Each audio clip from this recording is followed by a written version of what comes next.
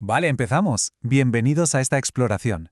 Hoy vamos a diseccionar exactamente qué pasa en nuestro cerebro cuando decidimos, otra vez, dejar eso tan importante para mañana, porque sí, nos pasa a todos.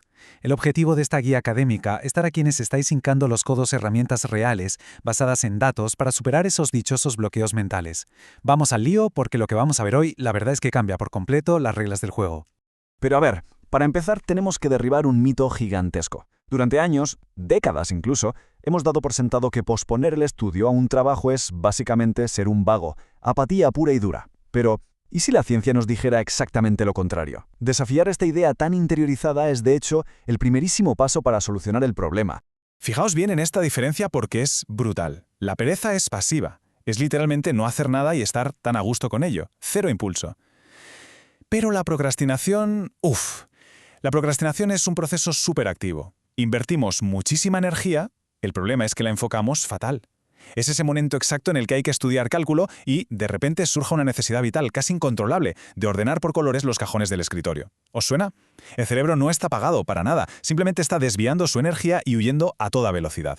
Bueno, esta es nuestra hoja de ruta para hoy. Primero, el mito de la pereza. Segundo, cómo funciona el cerebro procrastinador. Tercero, la tolerancia a la angustia. Cuarto, la realidad de los estudiantes universitarios. Y por último, las estrategias para superar los bloqueos. Vamos a ello.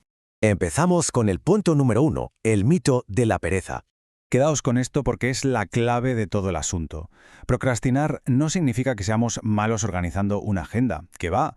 Retrasar una tarea es, en realidad, un mecanismo de nuestro cerebro para encontrar un alivio emocional inmediato frente a algo que nos estresa, nos aburre o nos parece amenazante. Básicamente, elegimos evitar el mal trago ahora mismo, sacrificando por completo nuestra tranquilidad del futuro. Es un problema de gestión de emociones, no de gestión de relojes. Pasamos a la sección 2, el cerebro procrastinador. Aquí entra en juego un concepto alucinante de la neurociencia, el sesgo del esfuerzo futuro. Es como si nuestra mente nos hiciera un truco de magia barato. El cerebro hace un cálculo totalmente irreal y le aplica una especie de descuento al esfuerzo si lo dejamos para mañana. Literalmente nos engaña, haciéndonos creer: venga, mañana tendré muchísima más energía, estaré súper concentrado y esto estará chupado. Pero claro, luego llega el mañana y, sorpresa, el esfuerzo que requiere la tarea sigue siendo exactamente el mismo. Es que tenemos una batalla campal montada en nuestra cabeza. Imaginaos un tira y afloja constante. Por un lado tenemos la corteza prefrontal. Es la parte lógica, la adulta, la que planifica a largo plazo. Y por otro, el sistema límbico, impulsivo como un niño pequeño buscando un chute rápido de dopamina. ¿Y qué pasa cuando nos estresa un examen? Pues que el sistema límbico suele ganar por goleada. Grita pidiendo un alivio inmediato, como revisar las redes sociales, y aplasta por completo a la corteza prefrontal que nos está suplicando que nos pongamos a estudiar. Y ojo, que la cosa se pone aún más biológica. Resulta que nuestra propia configuración cerebral individual influye un montón. La cantidad de receptores de dopamina que tenemos determina cuánta resiliencia mostramos frente a esa fatiga mental. Hay personas con estructuras neuronales muy reactivas al estrés. Para sus cerebros, esa pila de apuntes pendientes es literalmente una amenaza física. No es broma, el cerebro enciende la alarma y dispara una respuesta biológica de huida. Es puro instinto de supervivencia manifestado como evitación. Y así llegamos a la sección 3, emociones y tolerancia a la angustia. Este concepto, que viene de la terapia del psicólogo Albert Ellis, da justo en el clavo. Hablamos de la baja tolerancia a la frustración. Básicamente es ser hipersensibles a cualquier malestar. Si nos topamos con una tarea difícil, la simple incapacidad de soportar un poquito de aburrimiento o esa vocecita que dice «no voy a saber hacerlo» nos paraliza por completo. Entonces buscamos el hedonismo a corto plazo y huimos del trabajo, aunque sepamos perfectamente que eso nos va a generar un estrés mental máximo a la larga. Y así es como caemos en la trampa, el círculo vicioso definitivo. Fijaos cómo se alimenta a sí mismo. Primero, aparece una tarea que nos genera ansiedad. Para quitarnos esa ansiedad de encima al instante, la evitamos. Nuestro cerebro registra ese alivio rapidísimo, creando un refuerzo negativo que consolida el hábito de huir. Pero, a medida que la fecha de entrega se acerca, la ansiedad se multiplica, el rendimiento cae en picado y al final confirmamos nuestros peores miedos pensando, ¿ves? Si es que no valgo para esto. Esto garantiza que la próxima vez el miedo sea aún mayor. Vamos a ver qué pasa en el mundo real. Sección 4. La realidad estudiantil. Los datos de un estudio de Cielos sobre estudiantes universitarios son súper reveladores. Destrozan el mito por completo. La pereza pura y dura queda muy por detrás. ¿Sabéis cuáles son los mayores muros contra los que chocamos en la universidad? La ansiedad por la evaluación, o sea, el terror profundo a ser juzgados, y el sentirnos completamente ahogados por no saber gestionar nuestro tiempo. El miedo y la falta de organización paralizan muchísimo más que la supuesta holgazanería.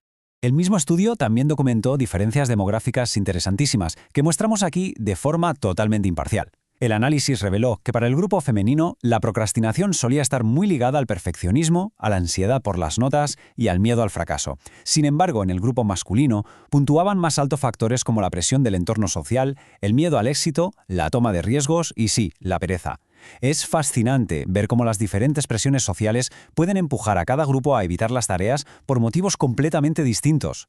Y mucho cuidado con pensar que esto solo va de sacar peores notas. Hay cosas mucho más serias en juego. Hablamos de salud real. Para que os hagáis una idea, un macroestudio de JAMA Network Open con más de 3.500 estudiantes demostró que la procrastinación crónica se asocia con niveles altísimos de ansiedad y depresión severa meses después.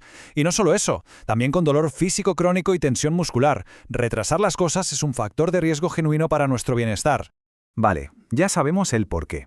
Ahora toca ponerle solución. Sección 5. Estrategias para superar bloqueos. Nuestra primera herramienta es un hack mental buenísimo, el método de los mini pasos. Lo primero es ser súper honestos. ¿Qué emoción estoy evitando exactamente? ¿Miedo? ¿Aburrimiento mortal? Una vez la identifiquemos, tenemos que bajar la barrera de entrada a nivel del suelo para no despertar a la amígdala. El objetivo no es escribir un ensayo de 10 páginas, no. El objetivo es solo abrir el procesador de texto y escribir el título. Ya está. Una acción minúscula que no asuste. Con eso logramos romper la inercia neuronal del primer segundo, que es lo más difícil.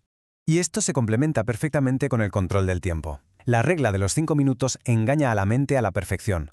Te comprometes a trabajar en esa tarea abrumadora durante solo 5 minutitos. Y la magia está en que normalmente, una vez vencida esa fricción inicial de sentarse, es muchísimo más fácil seguir. Si además lo combinamos con la técnica Pomodoro, alternando bloques de trabajo enfocado con pausas programadas, le damos al cerebro los descansos que necesita sin dejar que el sistema límbico nos secuestre la atención.